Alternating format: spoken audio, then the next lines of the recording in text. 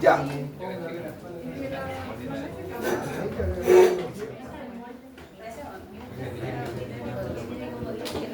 Vamos con lo que queda entonces. ¿Hasta qué hora tenemos? Ah, bueno, en todo caso me van a avisar. Por lo que veo me van a avisar con mucha puntualidad cuando estemos hasta ahora. Ya. Mire, aquí está más o menos un resumen de en qué casos podemos utilizar cada una de las drogas vasoactivas que acabamos de nombrar, ¿cierto? Shock anafiláctico, la adrenalina, en el shock cardiogénico podemos utilizar alguno de esos dos y así sucesivamente. Que eso es como un resumen de lo que acabamos de ver. Hay otra droga vasoactiva que le llamamos que es la 2-butamina. ¿Ya? También es una droga vasoactiva, también es un agonista adrenérgico, o sea, también activa receptores de adrenalina, pero tiene diferente afinidad con los receptores. ¿Ya? Acabamos de ver hace un ratito que habían unos de aquí que tenían afinidad diferencial, si ustedes se dan cuenta, por algunos receptores, la dopamina también. Pero igual, si subimos la dosis, terminan activando todos. La 2-butamina también tiene selectividad diferencial y de hecho es un agonista beta 1 selectivo con leve efecto sobre beta 2, muy leve. Entonces, si es agonista beta 1, ¿qué creen ustedes que hace? ¿Ah? Provoca más dos cosas, fuerza y frecuencia. Entonces provoca que el corazón lata con más fuerza y a su vez lo estimula para que lata más rápido, ¿cierto? Y nos evitamos el resto de los efectos, o sea, tiene un efecto principalmente sobre el corazón. ¿En qué caso nos va a servir? En caso de que sospechemos de que el shock, el problema sea el corazón, ¿ya? Específicamente el corazón. Por eso aquí dice que sí, la principal indicación es cuando tenemos un shock cardiogénico. Por ejemplo, el shock cardiogénico puede ser secundario a un infarto, ¿ya? O a una insuficiencia cardíaca, etc. ¿Qué es lo que logramos con este entonces? Ir directo al corazón. Dosis entre 2 y 20 gamma kilominuto y se pone endovenoso, ¿ya? ¿Cuál es la principal diferencia de la 2-butamina con todos los que hemos visto hasta ahora? No tiene efecto sobre los vasos sanguíneos, ¿ya? En general no produce vasodilatación ni vasoconstricción. Eso siempre y cuando lo utilicemos dentro de ciertos rangos. Si aumentamos la dosis, igual va a terminar produciendo un efecto sobre los vasos sanguíneos. Entonces, dice, diferencia clave con la dopamina, es que la 2-butamina no produce vasoconstricción renal a ninguna dosis y tiene menor riesgo de arritmia. Ahí dice a ninguna dosis, pero eso es solo en el riñón, ¿ya? Porque aquí lo está comparando con la dopamina, porque en los vasos sanguíneos sí tiene efecto si aumentamos la dosis. Y de hecho aquí mismo arribita dice que es agonista beta 1 con leve efecto sobre beta 2. Y si tiene efecto sobre beta 2, entonces sí tiene efecto sobre los vasos sanguíneos. Ya. Vamos ahora con otros fármacos. Ahora no drogas vasoactivas, sino que agonistas, pero que nos van a servir para el pulmón. Esto lo vamos a nombrar rápidamente porque en algún momento vamos a ver fármacos respiratorios. Entonces lo vamos a nombrar más rápido y probablemente también es más conocido por ustedes. Acabamos de terminar entonces con lo que son drogas vasoactivas. Ahora un beta 2 agonista. El beta 2 ya dijimos que estaba en el pulmón. Así que si activamos el receptor adrenérgico beta 2, lo que vamos a lograr es broncodilatación. El fármaco por excelencia aquí es el salbutamol, ¿ya? Pero el salbutamol no es el único que hay. Hay varios más. Formoterol, salmeterol. ¿Por qué creen que hay tantos diferentes si todos hacen lo mismo? ¿En qué se diferenciarán? Todos tienen las mismas reacciones adversas. Se diferencian solo en su vida media. Así que los beta 2 agonistas, como el salbutamol, se clasifican según su vida media. Y es así como tenemos un grupo que se llama SABA y un grupo que le llamamos LABA. Como está en inglés, se lee de atrás para adelante. Agonista beta de acción larga, agonista beta de acción corta. En inglés, ¿cierto? Por eso es la S, el short. ¿Ya? Entonces, los beta agonistas los separamos según su vida media y los separamos en dos tipos, según si su vida media es larga o su vida media es corta. Los que tienen vida media corta hay que utilizarlos cada 4 o 6 horas y los de vida media larga los utilizamos 1 o 2 veces al día. Así que así los vamos a clasificar. Más adelante lo vamos a ver más en detalle. ¿Cómo actúa el receptor beta 2 del pulmón? Principalmente a través de segundos mensajeros, o sea, subiendo a través de una proteína G y subiendo el AMP cíclico, que es lo que dice acá. Y a raíz de eso logra la relajación del músculo liso bronquial. ¿Ya? Los músculos en general actúan o se responden al aumento o disminución de calcio. Por eso, aquí, esto va a provocar finalmente un aumento o disminución de calcio dentro de la célula. ¿Qué es lo que nos interesa de esto? ¿Cuáles son principalmente sus efectos adversos? Porque el efecto básico ya lo sabemos. Si se activa el beta 2, broncodilatación. ¿Por qué? Por activación del receptor beta 2, que principalmente está en el pulmón, ¿cierto? Pero secundariamente también está en vasos sanguíneos. ¿Y en los vasos sanguíneos qué provoca? Vasodilatación. Así que tratamos de ponerlo en presentación donde vaya directo al pulmón, porque si lo pusiéramos endovenoso o en otra vía de administración, activaríamos también la otra parte, que no, esa no es la que nos interesa. Tiene acción rápida de 3 a 5 minutos, la dosis es de 2 puff y cada puff tiene 200 microgramos. Así que la dosis promedio de salbutamol es de 200 a 400 microgramos. Así que cuando dejamos 2 puff cada 6, en realidad estamos dejando 400 cada 6, o sea, 4 veces al día. O sea, estamos dejando al final 1600 al día, ¿cierto? 4 por 4, 16. Ya, 1600 al día. Entonces, lo que nos interesa de esto no es este efecto, porque este ya lo conocemos, lo vimos anteriormente. Lo que nos interesa son estos de acá, los efectos adversos. Los efectos adversos del salbutamol, algunos de ellos son estimulación del beta 2 muscular. Ese no lo habíamos nombrado. En los músculos también hay receptores beta 2. El receptor beta 2 en el músculo va a producir fasciculaciones o contracción muscular desorganizada. Ayuda a que los músculos se contraigan, ¿ya? Pero si esa activación de los beta 2 es generalizada, se produce temblor. Si es organizada, se produce aumento repentino de la fuerza. Hay casos donde personas, cuando están nerviosas, pueden hacer cosas que no pueden hacer normalmente. Levantar una piedra que normalmente no podían, porque se activa su sistema simpático, se estimula el beta 2 y de un momento a otro tiene una explosión de fuerza que en condiciones normales no tendría. Así que ese beta 2 muscular nos sirve para esto de huida o lucha. Pero tiene que ser organizado. Si es desorganizado, todo al mismo tiempo se produce temblor. Eso ya también nos va a dar un atisbo de otro mecanismo. Si cuando se estimula el beta 2 muscular de manera desorganizada se produce temblor, a las personas que tienen cierto tipo de temblor, si yo bloqueo el beta 2, voy a poder quitarle el temblor. Y de hecho hay un tipo de temblor que se llama temblor esencial, donde los fármacos beta bloqueantes funcionan.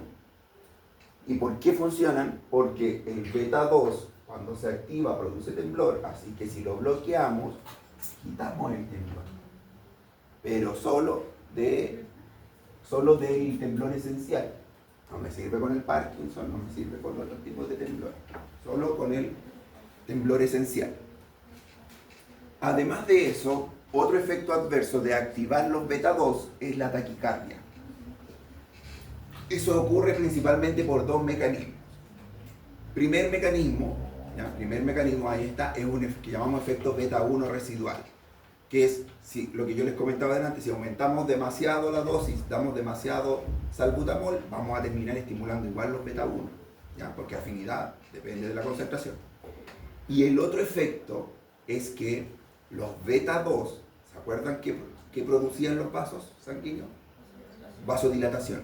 Así que si yo me hago muchos puffs de salbutamol y pasa una pequeña cantidad a la sangre, esos van a provocar vasodilatación. Así que va a haber una caída de la precarga, ¿cierto? Una hipotensión. El corazón, ¿cómo responde?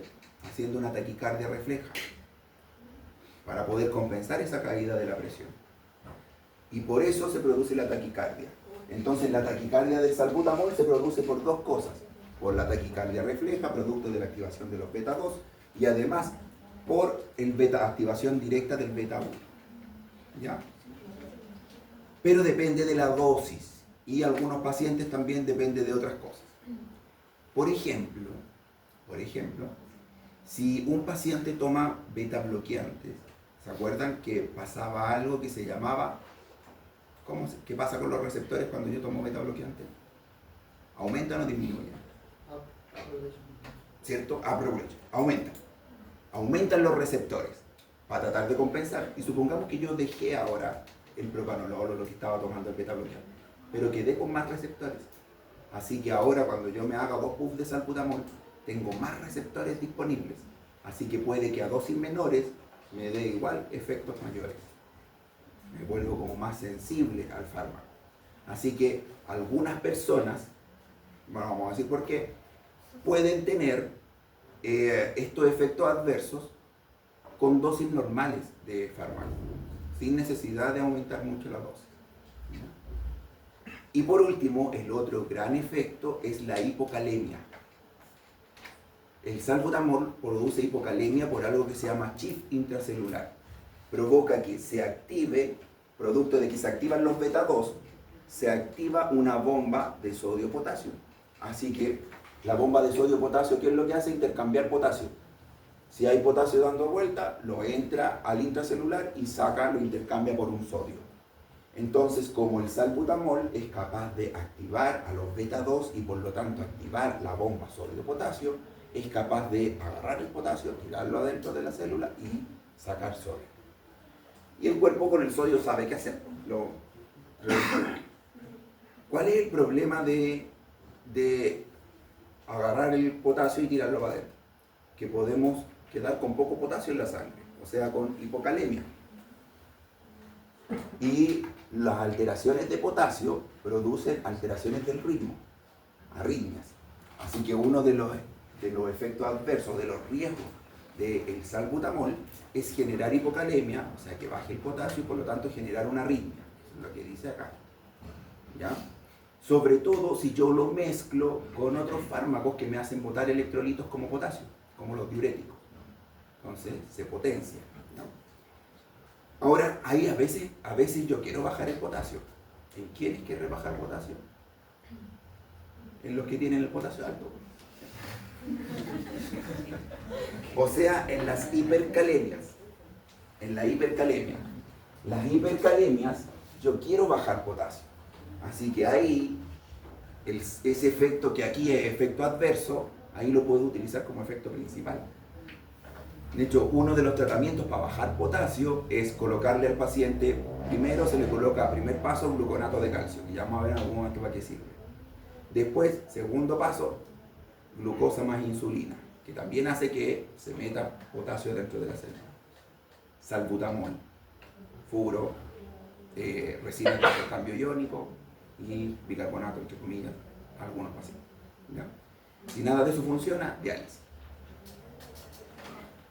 Por lo tanto, que es efecto adverso, lo puedo utilizar como efecto principal en algunos pacientes que yo quiera bajar potasio. Otros fármacos que ya lo habíamos hablado, pero aquí quería agregar, o sea, ya lo habíamos hablado al principio, pero quería agregar algunas cosas extra. Ya lo habíamos nombrado, que es difícil administrar alfa selectivo, ¿cierto?, de manera sistémica, así que la mayoría lo administrábamos locales. Y aquí la fenilefrina, que es un agonista alfa, lo utilizamos para vasoconstricción nasal. Cuando tenemos, por ejemplo, muchos moquitos, rinitis alérgica, ¿no? Lo utilizamos como descongestionante tópico. Y viene incluso la presentación, viene en puff intranasal, listo para aplicárselo dentro de la nariz. ¿Cuál es el problema si yo me hago demasiados puff? Si supero, lo utilizo durante muchos días y además demasiados puff. ¿Qué creen ustedes que puede pasar? Pasar dos cosas. Se va a acumular y va a pasar a circulación sistémica. Por eso la mayoría de los fármacos, ustedes van a leer la información, incluso hasta en el Clarimir, y dicen no se utilice más allá de 7 a 14 días. E incluso pueden provocar algo que se llama vasodilatación de rebote. O sea, yo lo voy a dejar de utilizar. Y ahora, a pesar de que yo ya se me acabó el resfrío, yo ya no debiera estar congestionado, pero me va a volver la rinitis, no ahora por mi resfrío o por mi alergia, sino que por haberlo dejado de utilizar. ¿Ya? Así que puede provocar lo que yo quería contrarrestar. Ahora va a quedar de rebote. Y por eso ahí dice rinitis medicamentosa con uso crónico. Un efecto adverso es que yo lo utilizaba para la rinitis y que ahora quede con una rinitis producto de haberlo utilizado tanto. ¿Ya? Otro fármaco, miren, la clonidina, que es un alfa-2 central. ¿Para qué me sirve el alfa-2? Para bajar la presión. Hay algunos pacientes en que yo no les puedo bajar la presión de ninguna manera. Y en esos casos yo puedo utilizar un fármaco que baje la presión, pero a nivel central, o sea, bajando el tono simpático y específicamente bajando los alfa-2. La clonidina es uno, casi no se ocupa, pero pudiese ocuparse. Por eso dice usos la hipertensión arterial. También se puede ocupar en algunos tipos de adicción. No lo utilizamos mucho. ¿Cuál sí utilizamos? Uno que se llama metildopa, que también es un hipotensor central. También lo que hace es bajar la presión a nivel central por medio de activar el alfa-2, que lo vamos a ver cuando vamos antihipertensivos. Pero el metildopa se ocupa principalmente en las mujeres embarazadas hipertensas. ¿Ya? ¿Qué cosa me puede efectos adversos? Sedación, boca seca, rebote hipertensivo al suspender. Si se dan cuenta todo esto, pueden, al suspenderlo de manera brusca, generarse un rebote. Por eso se utilizan por periodos cortos de tiempo. ¿Ya? Aquí hay otro, miren, pseudoefedrina, que yo ya se lo había nombrado anteriormente, la pseudoefedrina que lo utilizamos como descongestionante sistémico. La mayoría de estos fármacos son locales, excepto la pseudoefedrina, que es uno de los que sí podemos tomar. ¿Ya? La pseudoefedrina lo utilizamos como descongestionante, pero como es un agonista alfa-1 y alfa-2, me va a provocar vasoconstricción. O sea, si me provoca vasoconstricción, me va a provocar hipertensión. Por eso, efecto adverso, aumento de la presión arterial. ¿Qué más? Taquicardia, porque estamos activando el sistema nervioso simpático. Insomnio, levanta el ánimo. ¿Ya? Levanta el ánimo. Lo utilizamos como descongestionante sistémico porque sí funciona, porque provoca que los vasitos que cuando estamos resfriados se dilatan en la nariz, en la garganta, y por eso nos pica, en los ojos, se vasocontraigan y así que se nos quitan esos efectos por un tiempo. Pero tienen esos efectos adversos. Este es uno de los pocos que se utiliza de manera sistémica. ¿Ya? Ayer estaba viendo, empecé a ver, ya se me acabaron las series que ver, estaba viendo una nueva, o sea, una vieja en realidad, pero yo primera vez que la veo, es Breaking Bad. Y me llamaba la atención de que al principio de la serie, el tipo utilizaba para fabricar su metanfetamina, utilizaba pseudoefedrina. Lo nombraban ahí, y cuando se les acabó, pasaron a utilizar otra. Porque el efecto simpático es el que provoca muchos fármacos del grupo de las anfetaminas. Por eso la mayoría de las anfetaminas y de los derivados anfetamínicos provocan todos los efectos de una hiperactivación del sistema simpático. Cuando ustedes ven el Aramis, cuando ven los medicamentos para bajar de peso, como el Centis, el Elvenil, cuando ven este último, el Samexin, todos esos fármacos, entre otras cosas, hiperactivan el sistema simpático. Y por eso sus efectos adversos coinciden con una hiperactivación del sistema simpático. Pueden provocar boca seca, taquicardia, constipación, baja del apetito, despiertan. La mayoría los toman porque despiertan, las personas se sienten más activas, se les levanta el ánimo, pero eso tiene un costo después a largo plazo. ¿Ya? Que es el efecto que tiene también al principio la cocaína, que también hiperactiva el sistema nervioso simpático. Y por eso, ¿dónde nació la cocaína? No en las calles, sino que la utilizaban en Estados Unidos, en los círculos donde necesitaban muchos desmadres, donde necesitaban en Wall Street. Esos tipos, cuando fue el boom de la compra de acciones y de un momento a otro hizo muchas personas con mucho dinero, que lo único que tenían que hacer era gastarlo. Así que salían de juerga y querían estar despiertos. Y al otro día se iban toda la noche y al otro día quedaban despiertos para rendir todo el día y llegar a la casa y seguir rindiendo. Y en esos círculos se empezaron a mover estos fármacos que lo que hacen es hiperactivar estos sistemas. Con un costo. ¿Ya? Con un costo. ¿Ya?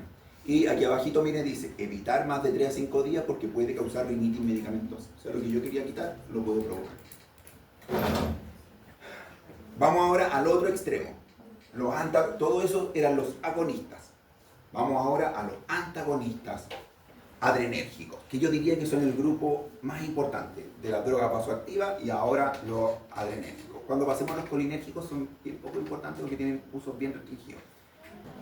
Así que estos son el segundo grupo más importante, los beta bloqueantes ahora, que es lo mismo que decir antagonistas beta o antagonistas adrenérgicos. Lo que queremos hacer ahora es bloquear a los receptores adrenérgicos. Con todo lo que acabamos de ver queríamos activarlo, ahora queremos bloquearlo. ¿Por qué querríamos bloquear un beta? Ya dijimos dos causas en las que querríamos bloquear un beta.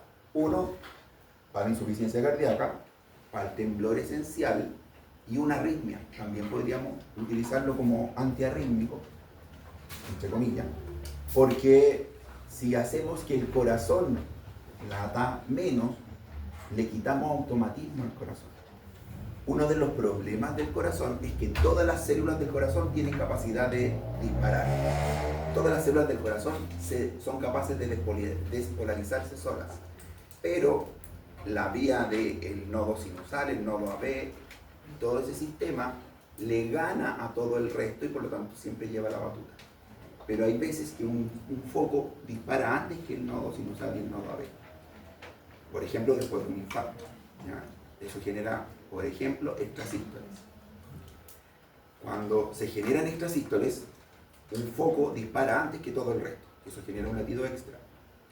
También, no sé si alguna vez les ha pasado, si corren demasiado rápido, si están muy asustados, de repente van a sentir que el corazón les late rápido y un latido extra. Eso pasa por hiperactivación simpática. El corazón queda aumenta el automatismo que de repente un foco dispara extra. Así que, ¿cómo podemos hacer que dispare menos todas las células del corazón?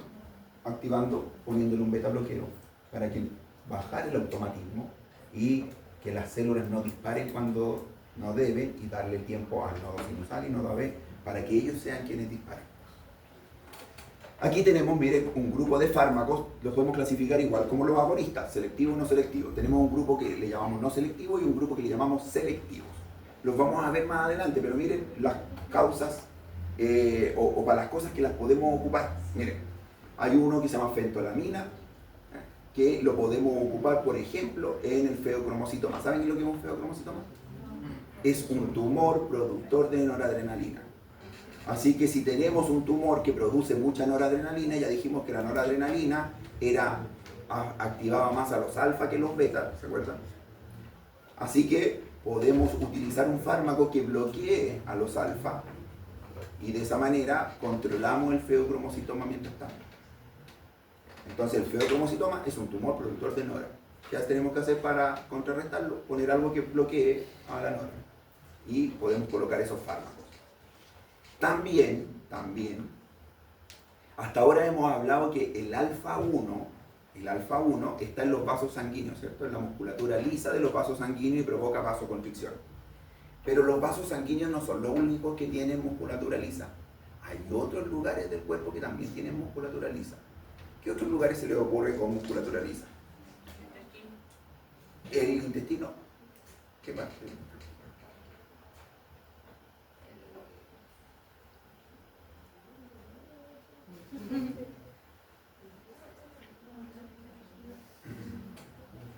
La gracia de la musculatura lisa es que se puede contraer.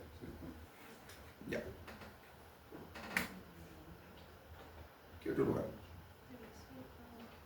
¿Ya?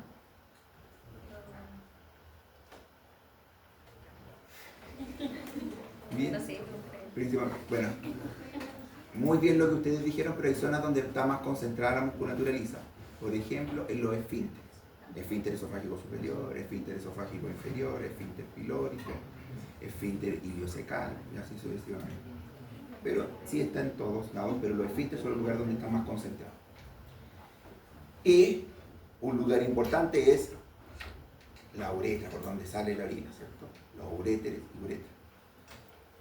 Y ahí es importante porque podemos utilizar fármacos como estos que tenemos acá, ¿cierto? Donde vamos a destacar porque lo utilizamos harto.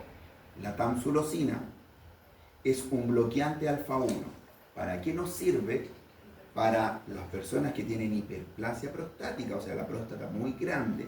Que el problema de la próstata es que, si ustedes recuerdan, si le hacemos un corte así, la próstata es así y por el medio de la próstata pasa la uretra, ¿cierto? Por el medio. Y cuando la próstata crece hacia adentro. Así que la orina que viene por acá llega un momento en que no va a poder pasar porque esto está muy grande, ¿cierto? Está muy chiquitito, pero por eso el tratamiento para esto es ir con un asa de cirugía y hacer una resección transuretral, o sea, por dentro sacar tejido.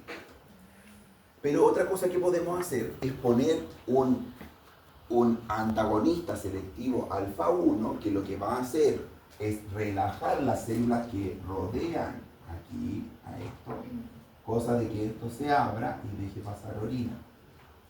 También se utiliza cuando quiero lograr que pase un cálculo por ahí. Así que a veces, cuando una persona tiene un cálculo de menos de 1 centímetro y yo quiero que lo bote solo, también se le da tamsulosina. La indicación básica es para la hiperplasia de próstata, pero así como fuera de norma, lo utilizamos para ayudar a botar un cálculo. ¿Ya? Así que lo utilizamos. Uno de los efectos adversos, ¿cuál creen ustedes que puede ser el efecto adverso de la tamsulosina?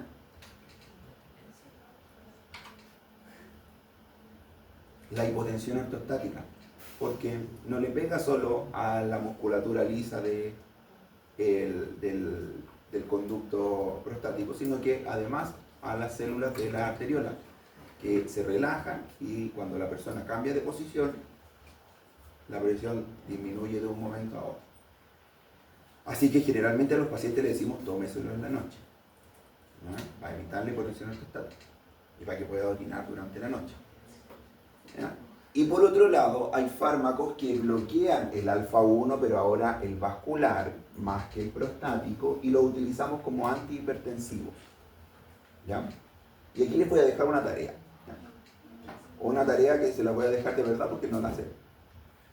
Que estaba viendo un paciente que tenía trastornos de estrés postraumático. Y el trastorno de estrés postraumático, este paciente tenía muchas pesadillas en la noche. Y buscando por ahí, hay estudios que muestran que la prazosina, que es un antagonista de los receptores alfa-1 que sirve para hipertensión, sirve para reducir las pesadillas en un trastorno de estrés postraumático. Así que van a buscar cómo se produce ese mecanismo. ¿Ya? ¿Por qué sirve para el trastorno de estrés postraumático? ¿Ya? Eso. Así que ahí tenemos algunos antagonistas adrenérgicos alfa. Pero estos no son los más importantes. ¿Ya? No son los más importantes. Los más importantes son los beta. Estos sí que son importantes y aquí es imperdonable no conocer estos. ¿Ya? Imperdonable no conocer estos. Los beta bloqueantes. Y tenemos beta bloqueantes no selectivos, o sea que bloquean el beta 1 y beta 2. Bloqueantes cardioselectivos o selectivos beta 1. Bloqueantes alfa y beta. ¿Ya? Tenemos 3 tipos. Ya, ahí aparece solamente 2. Pero agreguemos un tercero. Tenemos los no selectivos beta 1, beta 2, los selectivos beta 1 y los alfa beta. ¿Cuál es el problema de utilizar un no selectivo, creen ustedes? Queremos bloquear al beta 1, pero también vamos a bloquear el beta 2. El problema, uno de los principales problemas es que al bloquear el beta 2 vamos a provocar broncoconstricción. Así que ¿en quién tenemos que tener cuidado? Los asmáticos. Por eso, miren, aquí aparece este mensajito que dice contraindicado en asma. Entonces, no selectivos no los podemos utilizar en asma porque un efecto adverso es la broncoconstricción. En ellos, en un paciente que tiene patología pulmonar, preferimos los cardioselectivos, los de allá. ¿Ya? Esos de allá. Pero si yo los estoy utilizando para temblor esencial, ¿cuál me servirá? ¿Me sirven los cardioselectivos? No. Ahí me topo con el problema de que sí o sí tengo que volver acá. Tengo que volver a los no selectivos si yo quiero este efecto sobre los músculos. Ahora, el problema de darle a alguien un no selectivo o darle solo un cardioselectivo es el siguiente, que ya lo hablamos un poquito aquí. Tenemos el corazón, ¿cierto? Cuando nosotros bloqueamos el beta 1, ¿No existen los beta 2 selectivos? no tenemos beta 2 selectivo, porque la dosis de afinidad del beta 2 es mayor que la del beta 1. Eso quiere decir que estructuralmente el beta 1 y el beta 2 son muy similares. Para activar el beta 1 se requieren dosis menores y para activar el beta 2 se requieren dosis mayores de lo que sea. Así que es difícil solo activar el beta 2 sin pasar a llevar el beta 1. ¿Ya? Ahora, tendríamos que encontrar algo que fuera estructuralmente diferente. Ya, tenemos el beta 1. Si bloqueamos el beta 1, logramos inotropismo negativo y cronotropismo negativo. Súper, porque eso es lo que queríamos. Este es un paciente con insuficiencia cardíaca y queremos que su corazón descanse, que no esté trabajando a full. O es un paciente que le dio un infarto. Los pacientes que les da un infarto tienen que quedar al otro día, antes de salir del hospitalizado, con 3 cosas: aspirina, un YKR2 y un beta bloqueo. ¿Ya? Independiente de que no sean hipertensos. Si no son hipertensos da lo mismo. Tuvo un infarto, tiene que quedar con esto, más estatina. Ese sería el cuarto. Entonces queremos que el corazón baje su carga. Le dimos el beta 1, pero lamentablemente le dimos un beta 1 y beta 2. ¿Cuál es el problema? O el paciente hipertenso, también queremos bajarle la presión arterial. ¿Cómo le podemos bajar? También con un inótropo cronótropo negativo. El problema es que de aquí sale la aorta, ¿cierto? Y la aorta y todo lo que sale de ella, o sea, las arteriolas, tienen un beta 2. Y el beta 2, ¿qué es lo que provocaba? Vasoconstricción. Vasodilatación, perdón. ¿Ya? Vasodilatación. Así que cuando yo bloqueo el beta 1 y obtengo lo que yo quería, cronotropismo y inotropismo negativo, por otro lado, estoy bloqueando el beta 2 y estoy provocando vasoconstricción. Entonces, un corazón le estoy dificultando, estoy haciendo un efecto contrario a lo que yo quiero, porque lo que yo quiero es quitarle carga al corazón. Por eso estoy bajando la frecuencia y bajando la fuerza. Pero por otro lado, Al mismo tiempo le estoy aumentando la resistencia contra la cual tiene que mandar la sangre, pero le estoy quitando la capacidad de fuerza. Así que ese efecto es contraproducente. Si yo a este paciente quiero bajarle la presión arterial, también es un efecto contraproducente, porque yo le estoy, ¿qué estoy haciendo? Estoy bajando la frecuencia y la fuerza, pero por otro lado estoy vasocontrayendo y aumentando la presión arterial. Así que el problema de los no selectivos es, por un lado, la broncoconstricción y por otro, el aumento de la poscarga, que desencadena un efecto contraproducente.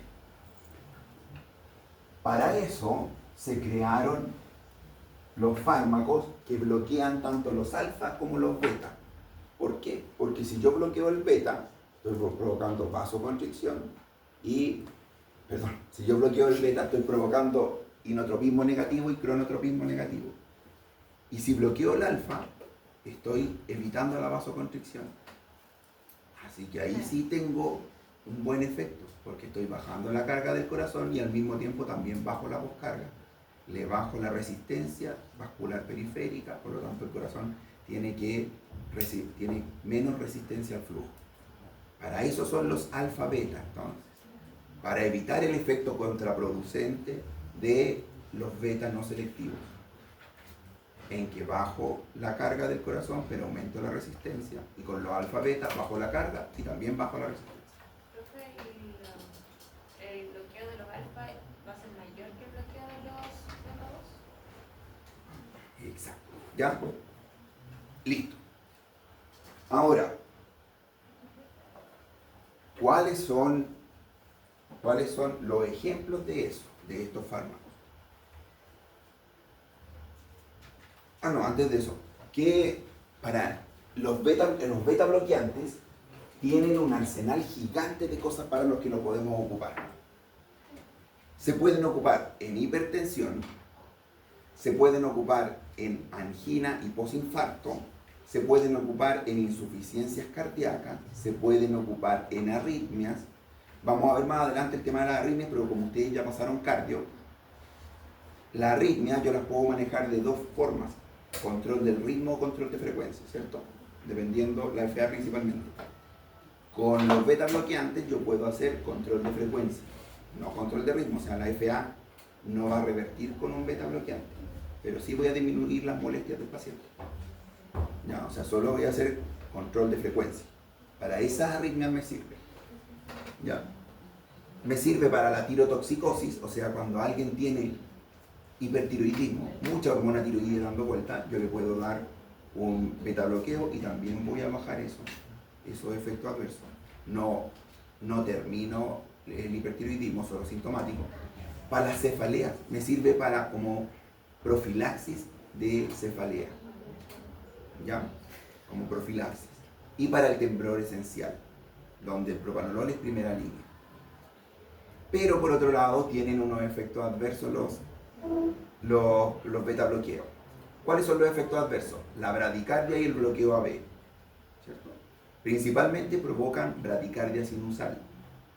¿Ya? ¿En quién entonces estaría contraindicado el beta bloqueo? En alguien que ya le late lento el corazón.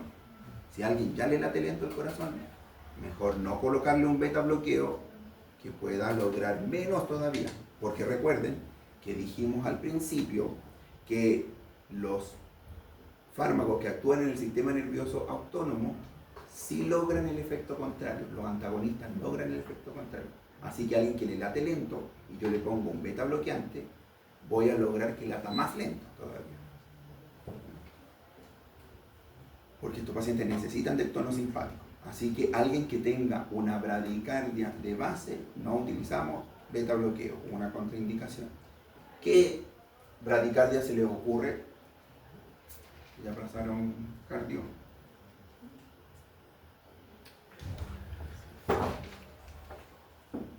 Y electro, ya pasaron electro, ¿cierto?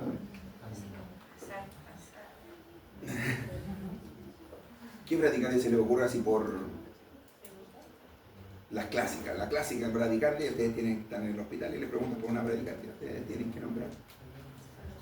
Ya la sinusal, pero la sinusal es la que vamos a ver con este fármaco.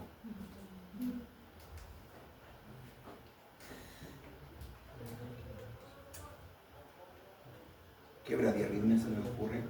¿Cuándo tienen prueba de admisión interna? ¿El 8 de mayo? Bradicardia atrioventricular. O sea, ya. Lo que llamamos un bloqueo AB. Ya, los bloqueos AB. ¿Qué es bradicardia principalmente? Entonces, ¿cuál sería la principal contraindicación para utilizar esto? Un bloqueo AB. En cualquiera de sus presentaciones. Recuerden que hay bloqueo AB de primer grado, segundo grado, MOVIS 1, MOVIS 2, tercer grado, bloqueo AB completo. ¿Ya? Por lo tanto, tener un bloqueo AB de primer, segundo, tercer grado, no utilizamos beta bloqueado. ¿Ya? Y recuerden que ahí lo que tenemos que hacer es seguimiento, y si es un MOVIS 2, hay que ponerle marcapaso externo. Ya. Los beta bloqueos también pueden producir enmascaramiento de los signos de hipoglicemia. O sea, alguien que está teniendo una hipoglicemia, el sistema simpático a veces es el que nos avisa de la hipoglicemia. Pero como aquí va a estar bloqueado, estos pacientes van a estar teniendo una hipoglicemia, pero casi nada de sintomática. Puede provocar disfunción eréctil en el hombre, rebote de la hipertensión al suspender y de hecho taquicardia al suspender por la contrarregulación de los receptores. Y aquí falta algo que es el efecto adverso más frecuente de los beta bloqueantes, que se llama astenia. Lo más frecuente es que los pacientes cuando inician el beta bloqueo se sientan peor que antes, sobre todo los con insuficiencia cardíaca. Un paciente con insuficiencia cardíaca, el síntoma cardinal es la disnea de esfuerzo. Cuando yo a ese paciente le inicie beta bloqueo, va a sentirse más cansado que antes. Eso se va a pasar. ¿Ya? ¿Por qué se va a sentir más cansado que antes? Porque estoy bloqueando el sistema simpático, que es que me levanta, que me tira para arriba. Así que lo que se hace con el beta bloqueo normalmente es partir con dosis chiquititas e ir aumentando de manera escalonada para evitar este efecto rápido donde el paciente va a pasar a sentirse peor que antes y más cansado que antes. ¿Ya? Así que hay que partir con dosis chiquititas e ir aumentando. ¿Y hasta cuándo creen ustedes que tengo que aumentar? ¿Cuándo puedo decir este paciente está beta bloqueado?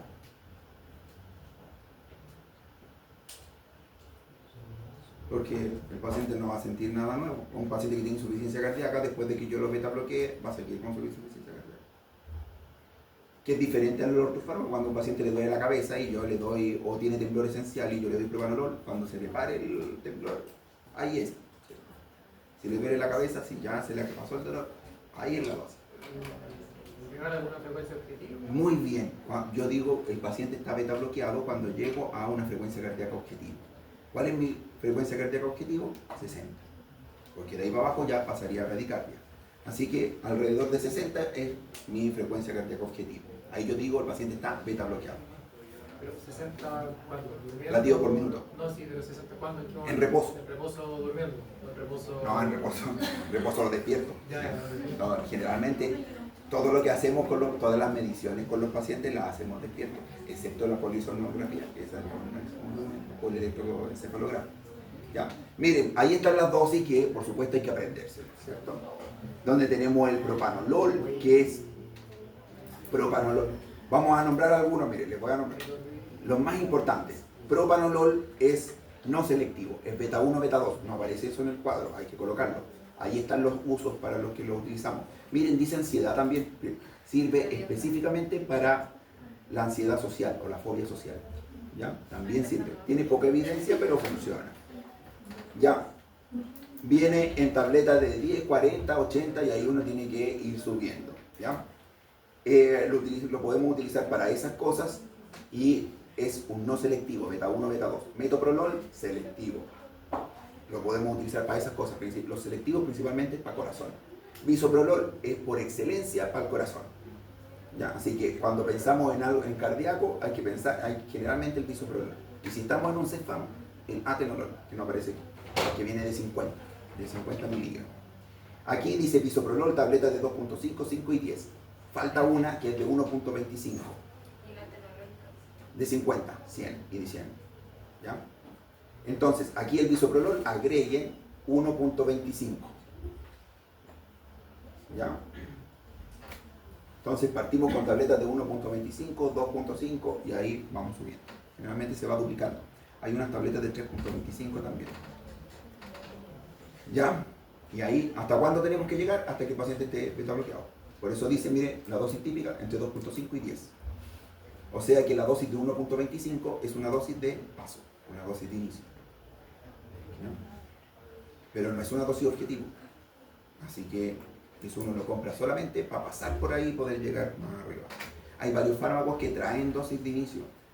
Hay un fármaco que se llama Brintelix, no sé si alguien lo ha visto. Brintelix es un antidepresivo, lo último que hay, se llama multimodal, lo mejor que hay hoy en día. Y el Brintelix hay que llegar a una dosis objetivo, pero para llegar a esa dosis hay que pasar por una dosis intermedia. Y venden la dosis intermedia con 7 pastillas que cuesta casi lo mismo que la dosis de 30. Así que, porque una vez se pregunta, ¿y por qué venden esta dosis si esta dosis no es la dosis que hay que buscar? Es porque es la dosis intermedia. Pasa lo mismo con el semaglutide, con esto que es el análogo de GLP-1 que se utiliza para pacientes diabéticos. También venden lápices con menos dosis que la que se tiene que ocupar, pero porque es una dosis de paso. ¿Ya? Miren, aquí abajo, entonces, metoprolol, bisoprolol y atenolol son selectivos. Atenolol no es tan selectivo, de hecho es como selectividad parcial, por eso no es lo mejor. Mejor, bisoprolol. Y aquí abajo miren estos dos. Carvedilol y labetalol son alfa y beta. ¿Ya? Son alfa y beta. Incluso, y de estos dos, el carvedilol podríamos decir que lo utilizamos en paciente un alfa beta ambulatorio y el labetalol es un alfa beta de urgencia. O sea, ambos hacen casi lo mismo o prácticamente lo mismo, pero este lo utilizamos en urgencias. Aquí está, miren, urgencia hipertensiva, febocromocitoma. También lo podemos utilizar en una disección aórtica, que no aparece aquí, ¿ya? Y lo vamos titulando. En cambio, este de arriba lo utilizamos en paciente ambulatorio, no paciente de urgencia. Aquí falta una indicación más, que es el daño hepático crónico con hipertensión portal. Agréguenla ahí, hipertensión portal en daño hepático crónico. También lo podemos utilizar. Así que los beta bloqueantes tienen 1 y 1000 usos. ¿Ya? Miren, ahí hay un cuadrito donde aparecen ya clasificados, eso se los dejo a ustedes para que después lo puedan ver. Aunque lo voy a borrar de la diapositiva, así que véanlo aquí nomás. No, sí se los voy a mandar en la diapositiva. ¿Ya? Pero ahí está como el resumen de la mayoría de las cosas que hemos visto. ¿Ya? Listo, y creo que quedamos casi hasta ahí nomás porque... ¿Cuánto? Queda a las 6:20, ¿o no? Sí. Quedan 10 minutos. Ya. Miren, las últimas cositas que les quiero nombrar porque el sistema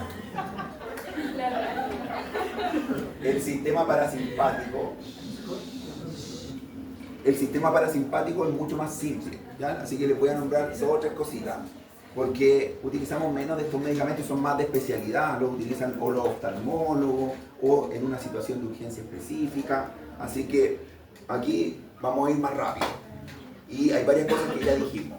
Sistema parasimpático está guiado por acetilcolina, ¿cierto? El sistema parasimpático, ¿dónde está? Cráneo, sacro, ya. ¿Y cuáles son los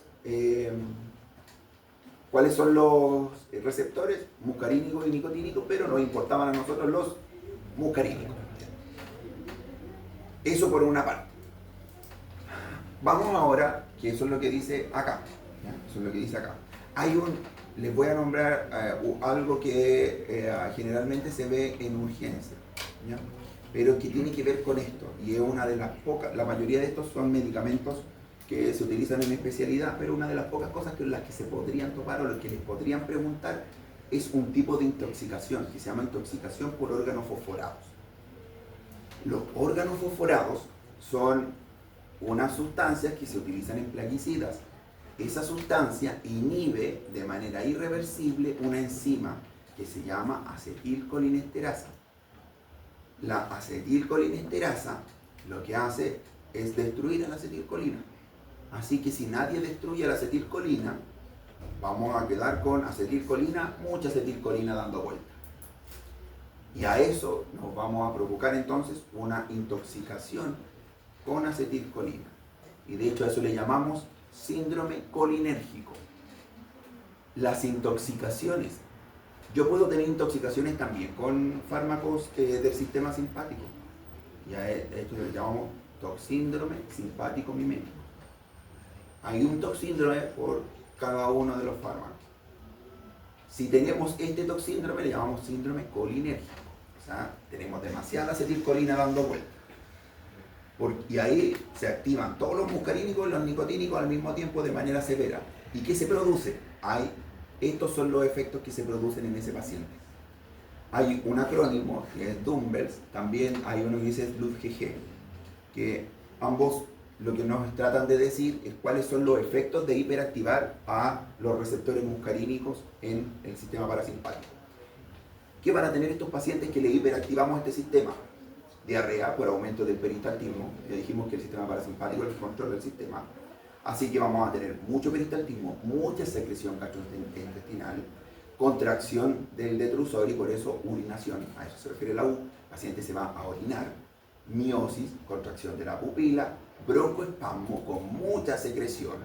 Estos pacientes se caracterizan por secretores, secretan por arriba y por abajo, ¿ya? Además de eso, emesis, náusea, vómito, agitación y mucha salivación y lágrimas. Eso significa cada uno del acrónimo para que se lo aprendan. La D es de eso, la U es de eso y así sucesivamente. Entonces, una hiperactivación del sistema colinérgico va a provocar esto. Y eso genera un toxíndrome, ¿ya? Un toxíndrome que es el toxíndrome colinérgico. ¿Cómo lo vamos a tratar, creen ustedes? Poniendo fármacos anticolinérgicos. Así que para poder tratar una hiperactivación colinérgica hay que poner un fármaco anticolinérgico. Muy bien. ¿Qué fármacos anticolinérgicos tenemos? Aquí miren, estos tenemos.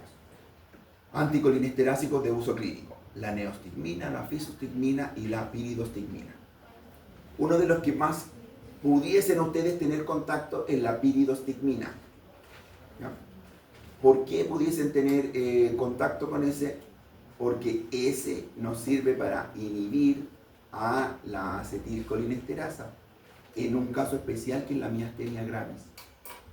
En la miastenia gravis tenemos el bloqueo de la placa neuromuscular. Los músculos generalmente se contraen por unión de acetilcolina con el receptor muscular. El problema es que en la miastenia gravis el receptor está bloqueado por un anticuerpo.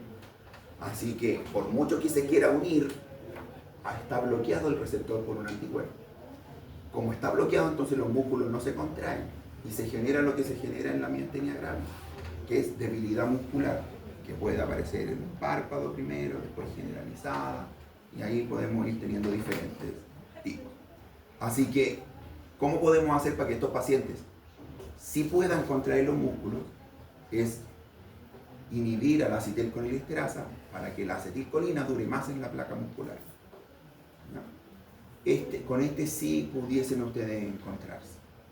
Entonces aquí hay algunos fármacos que son anticolinesterásicos, pero no son los que necesitamos para el toxíndrome, sino que estos son fármacos que hacen algo similar a lo que hacen los órganos fosforados, pero de manera controlada. Los órganos fosforados lo hacen de manera descontrolada, pero estos fármacos lo hacen de manera controlada. Ahí están las dosis. Miastenia gravis, 60 miligramos cada 4 a 6 horas. La neostigmina la podemos utilizar en 003 a 006.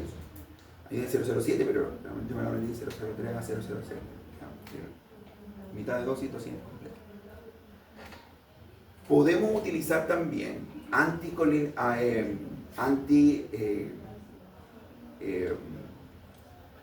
agonistas muscarínicos, agonistas simpáticos para los ojos, por eso estos son de especialidad. Y aquí está la pilocarpina. ¿Qué es lo que hace la pilocarpina? Provoca que se contraiga el músculo ciliar para evitar el glaucoma de ángulo cerrado. Y aquí me voy a saltar eso porque no tenemos tiempo para decirles qué es el glaucoma de ángulo cerrado. Pero la idea es bajar la presión del ojo. ¿Ya? ¿Qué es lo que logramos aquí? Que el lugar por donde se drena la pupila quede libre. Normalmente, si la pupila está dilatada, ¿ya? Está dilatada, corre el riesgo de que bloquea el lugar por donde se drena el líquido que pasa por dentro del ojo. Si se bloquea, la presión empieza a aumentar y por eso se llama glaucoma de ángulo cerrado. ¿Ya? Es como una hipertensión del ángulo de drenaje del ojo. Aquí lo que hacemos es que se separe esa zona para que quede libre el lugar de drenaje. O sea, bajamos un poquito la presión del ojo. ¿Ya? Para eso nos sirve la pilocarpina. Generalmente no lo ocupamos o se ocupa solamente en especialidad. Así que vamos a saltarnos eso. Y aquí llegamos a uno de los fármacos que sí ocupamos, la atropina. La atropina es un antimuscarínico, o sea, lo que hace es inhibir a un receptor muscarínico. ¿Ya? ¿A cuáles? A todos, M1, M2 y M3. Todos los muscarínicos. Así que me sirve para, por ejemplo, el toxíndrome colinérgico. Como en el toxíndrome colinérgico tengo tanta acetilcolina dando vuelta que se activan todos los receptores al mismo tiempo, lo que puedo hacer es bloquearlos todos para que no pueda seguir activándose. Así que uno de los usos de la atropina es el síndrome colinérgico. Otro uso, ¿qué pasa si a un paciente le late muy bajo el corazón? O sea, tiene una radicardia severa. Tengo que colocarle un marcapaso, pero colocar un marcapaso es difícil. Primero le tengo que colocar un transitorio y después derivarlo para que le coloquen de urgencia uno definitivo. ¿Qué es lo que tengo que hacer mientras tanto? Subirle los latidos. Hay una forma de subir latidos que sería poniéndole directamente adrenalina. Pero ¿qué efecto adverso tendría si le coloco adrenalina? Su problema son solo los latidos. Voy a provocar vasoconstricción en todos lados, voy a subir la presión arterial, voy a provocarle taquicardia, voy a provocarle... Yo lo único que quiero es subirle los latidos, mientras tanto le coloco el marcapaso. Todo lo demás está bueno. Así que me queda la otra alternativa, que es bloquear los receptores muscarínicos para que el sistema se regule solo. Bajo la descarga del sistema parasimpático para que el sistema aumente solo los latidos. Así que otra unión u otro mecanismo de acción es para las bradicardias sintomáticas. En urgencia yo puedo utilizar atropina para una bradicardia. Y aquí está, ¿ven? Una bradicardia sintomática, parto primera dosis, 0,5 miligramos EB en urgencia. Y ahí tengo que ir evaluando. Funcionó, llegó a objetivo, 60, 70 latidos, bien, el paciente se siente bien, quedó hasta ahí. No funciona, 0,5 más, o subo a 1. ¿Ya? Así que la dosis va entre 0,5 y 1. ¿Hasta cuándo? Hasta que llegue al nivel que yo quiero que llegue. ¿Ya? También me sirve como premedicación anestésica. Cuando yo voy a anestesiar a alguien y lo voy a intubar, puedo colocarle esto. ¿Para qué? Porque acuérdense que cuando se activaba el sistema colinérgico, se producían muchas secreciones. Y si yo intubo algo, no quiero que se produzcan tantas secreciones. Así que puedo colocarle atropina para tener menos secreciones en la vía aérea y así intubar más fácil y mantener el intubado más fácil. Así que se puede utilizar como premedicación. Y además, en las intoxicaciones por órgano fosforado. ¿Ya? Miren, a medida que yo voy subiendo esto, ahora esto no es gratis.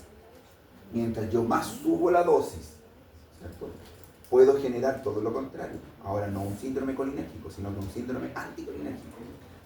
0,5 logro bajar las secreciones y bradicardia. 1 miligramo ya provoco taquicardia por un bloqueo vagal. 2 miligramos ya empieza a sentirse más síntomas y más de 5 miligramos genero un síndrome anticolinérgico. ¿Qué tiene el síndrome anticolinérgico? Todo lo contrario del que tenía el colinérgico. El colinérgico, ¿se acuerdan que tenía urinación? Mucha orina, este provoca retención urinaria. Puede provocar delirio, puede provocar hipertermia. Y miren, esto es importantísimo. Y es lo último que les voy a decir por hoy. delirium. Uno de los principales pacientes con los que hay que tener cuidado con los fármacos colinérgicos son los adultos mayores. Incluso cuando yo a un adulto mayor le voy a colocar un fármaco que tiene carga colinérgica, tengo que buscar una escala que se llama escala de Beers, B-E-E-R-S. Y esa escala me dice el riesgo colinérgico del paciente. ¿Y cuál es el problema de colocarle un fármaco colinérgico a un paciente adulto mayor? Que aumenta el riesgo de demencia, aumenta el riesgo de caídas y aumenta el riesgo de fracturas. Así que si un paciente adulto mayor anda mareado, una de las alternativas que yo tengo que pensar es que estoy con un fármaco que tiene efecto anticolinérgico y tengo que meterlo a esa escala y ver cómo está. O si un paciente se pierde, yo estoy pensando ya en Alzheimer, este paciente no tenía Alzheimer y ahora se pierde, anda, no sabe dónde está. Puede ser un fármaco y no ser una demencia. ¿Ya? Si un paciente se cae, también. ¿Ya? Así que tengo que hacer esa escala. Ya ahí vamos a quedar hasta ahí, ¿no? Porque deben estar cansaditos, ¿cierto? Ya.